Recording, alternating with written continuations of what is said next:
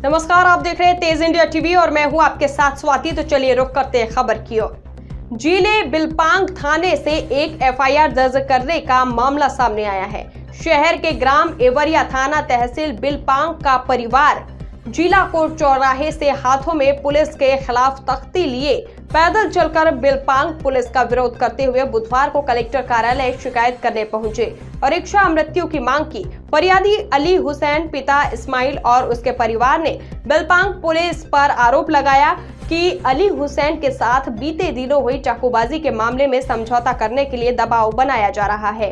वही समझौता करने के लिए मना किया गया तो पुलिस द्वारा झूठी एफआईआर दर्ज कर दी गई, जिसमें बताया गया कि चाकू मारने वाले आरोपियों ने 8 माह की जमानत पर जेल छूटकर आने के बाद उनके द्वारा पुलिस के साथ मिली भगत कर फरियादी अली और उसके परिवार के खिलाफ झूठी एफआईआर दर्ज करवाई गई कि फरियादी अली हुसैन और उसके परिवार ने आरोपियों के साथ मारपीट और विवाद किया। फरियादी के परिवार ने यह भी आरोप लगाया है कि पुलिस आरोपियों के साथ सांठगांठ कर समझौता करने का दबाव बना रही है। फरियादी अली हुसैन और उसके परिवार की मांग है कि झूठी एफआईआर को तत्काल निरस्त किया जाए। कलेक्टर कार्यालय पहुंचे संयुक्त कलेक्टर को ज्ञापन सौंपा और मौके पर सीएसपी सत्येंद्र घनघोरिया भी पहुंचे थे, जिन्होंने परिवार कार्रवाई करने का दिलासा दिया।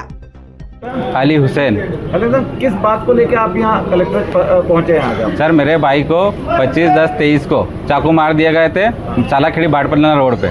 उसके खिलाफ हम एहसान है वहाँ मेडिकल कॉलेज में भर्ती रहा, उसमें ऑपरेशन हुआ उसका और उसके बाद थाना प्रभारी द्वारा कायमी की गई। और उसके कुछ आमीन पिता अब्दुल जो हैं वो 9 महीने जेल रह के आए। उसके जो साथी हैं वो 3-3 महीने जेल रह के आए। उसके बाद टीआई साहब ने हमें रमाकांत जी एक बार घर पे आए, उन्होंने बोला टीआई साहब ने आपको घर पे बुलाया। तो हम गए, बोले टीआई साहब ने थाने बुलाया आपको, तो हम गए वहाँ थाने गए। उसके बाद टीआई साहब का ये कहना था, बोले इसमें आप राजीनामा कर लो, इस केस में जो 307 वाला है इसमें राजीनामा कर लो, जो चाकू मारे इन्होंने। तो बोले सब समाज के हैं, बैठ के जो भी है राजीनामा कर लो, समाज का मैटर है। और शासन प्रशासन को पैसे देने से क्या फ़ायदा है इस केस में? तो हमने कहा हमें समझौता नहीं करना है इस केस में। हम समझौता क्यों करें भैया? सामने वाला चाकू मार रहा है, कल से तो कुछ भी कर सकता है। हमने समझौता नहीं करा। उसमें टीआई साहब का ये कहना था, बोले हमारे पास दूसरे तरीके भी हैं, दूसरे तरीके से समझौता करवाने के। तो हमने कहा बोले साहब नहीं। उसके कुछ दिनों बाद हम पे एक झूठी एफआईआर हुई। उसके बाद हमें झूठी एफआईआर करवा के उसके बाद हमें 15 दिन बाद पता पड़ा कि आपके ऊपर एक झूठी एफआईआर हो गई। हमने थाने जाकर पूछताछ करी। उसके बाद वहाँ बताया गया, हमने पहले ही बोल दिया था आपको, बोले आप राजीनामा करो, अब या तो राजीनामा करो या जेल जाओ। अब जेल जाए तो उसके बाद हमने एसपी साहब को आवेदन दिया और घर पे जो सीसीटीवी फुटेज लगी थी, कैमरे लगे थे, उसकी सीसीटीवी फुटेज में हम स्पष्ट वहाँ पे सोए हुए पाए गए। पापा वहीं पे सोए हैं और 1:45 से 2 बजे की घटना बताई गई उन्होंने, और हम वहीं स्पष्ट रूप से वहीं सोए हुए हैं। अब रात को सोते हुए टाइम पापा वहीं खड़े हैं। एहसान 1:52 पे एहसान भी घटना घर पे ही पाया गया। घटना स्थल हमारे घर से जो घटना स्थल बताया उन्होंने, वो वहाँ से हमारे घर से 600 मीटर दूर, यानी आने जाने में 10 मिनट लगते हैं। और उनका कहना है कि बोले 5 मिनट में आदमी अपराध करके वापस घर में आ सकता है। तो जब घर से बाहर नहीं निकले तो उसके बाद अपराध करने का कौन सा वो नियम निकाला उन्होंने? अच्छा, आप यहाँ क्यों आए? क्या चाहते हैं आप? हम इच्छा मृत्यु चाहते हैं सर। काय के लिए? अब सर शासन ना प्रशासन कोई साथ नहीं देगा। हम एसपी साहब के पास गए, उन्होंने बोला कि निरस्त होनी चाहिए फाइल। उसके बाद बिलपांग से इच्छा मृत्यु की मांग कर रहे हैं, क्या मांगे लोगों को, क्या मामला? देखिए, पिछले वर्ष का एक प्रकरण जो है बिलपांग थाने में पंजीबद्ध किया गया था, जिसकी जांच को लेकर जो है ये लोग, जो इनका परिवार था, वो असंतुष्ट था।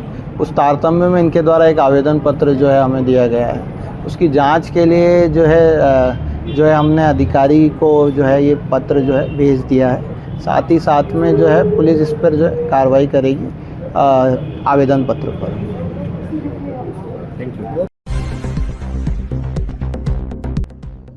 राज्य शासन द्वारा राजस्व अधिकारियों के विभाजन को लेकर बनाई गई नीति के विरोध में जिले के सभी तहसीलदारों का विरोध प्रदर्शन बुधवार से शुरू हुआ। सभी तहसीलदारों ने अपने सरकारी वाहन जमा कर अपने डिजिटल सिग्नेचर के डोंगल सील बंद कर जिला अध्यक्ष को सौंप दिया गया। बता दें कि साथ ही जिलों के आधिकारिक व्हाट्सएप ग्रुप भी छोड़ा गया है। तहसीलदार कार्यालय के बाहर मंच लगाकर अब वह अनिश्चितकालीन हड़ताल पर है।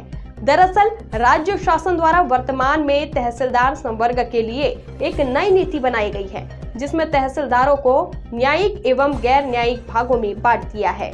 तहसीलदारों का मानना है कि यह जो नीति है और अव्यवहारिक नीति है, वहीं धरातल स्थल पर यह नीति संचालन योग्य नहीं है। यदि तहसीलदारों का इस तरह से विभाजन कर दिया जाता है तो न्यायालयों की कमी हो जाएगी। वहीं ठप्पे पर जो न्यायालय संचालित होती है उसे मर्ज कर तहसीलों में संचालित किया जाएगा। इसमें फिर दूर दराज से किसानों को तहसीलों तक आना पड़ेगा।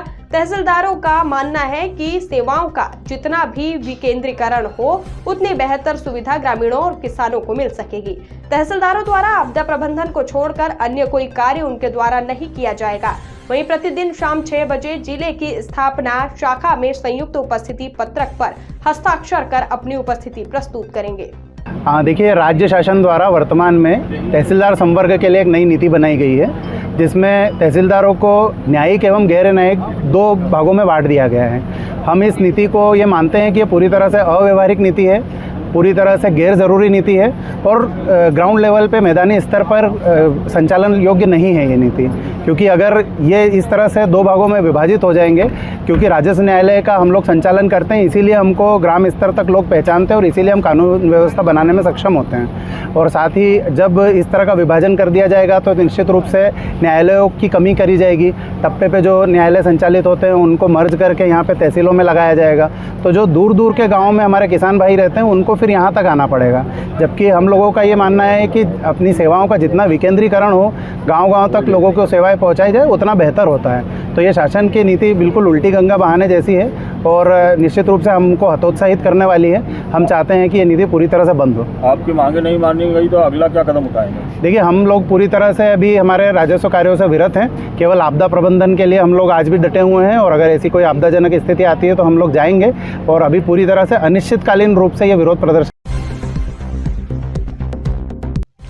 शहर में बिजली कंपनी द्वारा बगैर उपभोक्ताओं की सहमति के जबरन स्मार्ट मीटर लगाए गए, जिसके बाद उपभोक्ताओं के बिजली बिलों में जमकर वृद्धि हो गई। कई उपभोक्ताओं का बिजली बिल तो इतना अधिक जनरेट हुआ कि उन्होंने बिजली बिल भरने के बजाय अंधेरे में ही गुजर बसर करना स्वीकार किया। जब पूर्व में स्मार्ट मीटर का विरोध हुआ तो बिजली कंपनी के अधिकारियों ने स्मार्ट मीटर के साथ एक पुराना मीटर भी पेरेलर लगाने की बात कही थी, लेकिन ये सिर्फ बातों तक ही सीमित रहा। कंपनी के अधिकारी अपनी कही हुई बातों से मुकर गए और नतीजा आम जनता को भुगतना पड़ रहा है। जिन उपभोक्ताओं के बिजली बिल पहले 200 से 500 रुपए आते थे, वही बिल अब स्मार्ट मीटर लगने के बाद 1500 से 2000 रुपए और इससे अधिक आने लगे।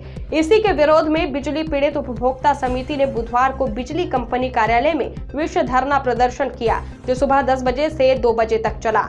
समिति की जायज मांगे समर्थन में शुरू हुए धरने को कांग्रेस नेताओं के साथ करनी सेना परिवार प्रमुख भी धरना स्थल पर पहुंचे और करीब 4 घंटे से अधिक समय तक चले धरने के बाद उपभोक्ताओं की मांगों पर बिजली कंपनी अधिकारियों ने लिखित आश्वासन दिया कि जिसमें ऐसे उपभोक्ता जिनके बिजली कनेक्शन विवादित बिल के चलते काट दिए गए हैं, उन्हें तत्काल निःशुल्क जोड़ा जाएगा। वहीं आगामी 7 दिनों में विद्युत बिलों से संबंधित शिकायतों को प्राप्त कर इस बाबत कैंप लगाकर उनका निराकरण किया जाएगा। उपभोक्ताओं द्वारा प्राप्त स्मार्ट मीटर लगाने के असहमति पत्रों को उचित निराकरण हेतु वरिष्ठ कार्यालय भेजा जाएगा। तो मैं आपको बोल दूं कि हम फिर से इकट्ठा नहीं होंगे, क्योंकि अभी यहाँ से जाएंगे नहीं जब तक निराकरण नहीं होगा। पहली बात तो ये। दूसरी बात जो हमारी बहन बोल रही थी कि 2000-3000 के बिल आ रहे हैं, सबसे बड़ी समस्या है कि 2500 कनेक्शन कटे हुए हैं। तो सबसे पहली मांग ये है कि 2500 मीटर अभी जोड़ने पड़ेंगे, तो हम यहाँ से जाएंगे, नहीं तो नहीं जाएंगे। किसी को अंधेरा में नहीं रहने देंगे। या फिर 13000 जो मीटर है सबके बिजली के बिल काट दो आप, हम कोई बिल नहीं भरेंगे। जब तक काम नहीं होगा बिल नहीं भरेंगे। मैं मेरा खुद का बिल भी नहीं भरूंगा यहाँ पे। या तो सब उजाले में रहेंगे, सब अंधेरे में रहेंगे। एक साथ हाथ उठाओ, जिसके जुड़े हुए उनको भी कटवाने पड़ेंगे। नगर पालिका अध्यक्ष यहाँ मौजूद है, ये खुद इनके मुंह से बोल रहे थे अभी कि इनके यहाँ का बिजली का जो बिल है वो 40 लाख 41 लाख हो गया है, जो बढ़ गया 10-20 लाख। तो मैं आपसे निवेदन करूंगा कि आप हमारे प्रथम नागरिक हैं, सबसे पहले आप बिल भरना बंद करें नगर पालिका का, क्योंकि आपके साथ शोषण हो रहा है। आप इतने बड़े पद पे बैठे हैं, उसके बाद भी आपका बिल बढ़ के आ रहा है। तो ये जो गरीब जनता बैठी, इनकी हालत क्या होगी? इनके साथ आपको लड़ना पड़ेगा, ये आपकी जवाबदारी है। नहीं, पर आपको इनके साथ लड़ना पड़ेगा, आपको सबसे आगे आना पड़ेगा, क्योंकि आप प्रथम नागरिक है जावरा के। आपको आगे आके बोलना पड़ेगा मैं भी मेरा बिल नहीं भरूंगा इस गरीबों का। मीटर चालू नहीं हुआ। ये सबसे पहली मांग है हमारी। सबसे पहले जिसने बिल भरा है नहीं भरा है, मीटर सबके चालू होना चाहिए, क्योंकि आपने लूट करके इनके बिजली के जो बिल है वो मतलब जो मीटर है उनको उड़ा दिया आपने, बंद कर दी लाइट और बिल अभी तक जारी है। तो हम सब मिलकर ये प्रण करते हैं कि जब तक इनके बिजली के बिल माफ नहीं होंगे, क्योंकि ये भर नहीं सकते अभी, क्योंकि आपने 5,000 6,000 करके 40,000 50,000 रुपए के इनके बिल कर दिए, किसी के 20,000 के कर दिए, किसी के 30,000 के कर दिए। तो ये सबसे पहली मांग है कि इनके बिल माफ होने चाहिए। और दोबारा से जो हमने मीटर 10,000 रुपए देकर लगवाए थे, जो सादे मीटर थे, हमने हमारे जेब से पैसा भर के आपको दिया, आपने वो छीन लिया हमसे, तो वो 10,000 रुपए का रिफंड भी करो हमको और हमारा मीटर का बिल मीटर वापस लगाओ, क्योंकि आपने 25,000 का जो मीटर लगाया उनसे बिना पूछे लगाया है। ये तो ऐसा काम कर दिया। आने वाली 9 अगस्त को राखी का त्योहार मनाया जाएगा और इसी के तहत राजनीतिक पार्टियों के नेताओं द्वारा राखी के त्योहार का आयोजन भी किया जा रहा है। बीते रविवार को बहनों ने भाजपा जिला अध्यक्ष प्रदीप उपाध्याय एवं अतिथि गणों को राखी बांधी और रक्षा का वचन लिया।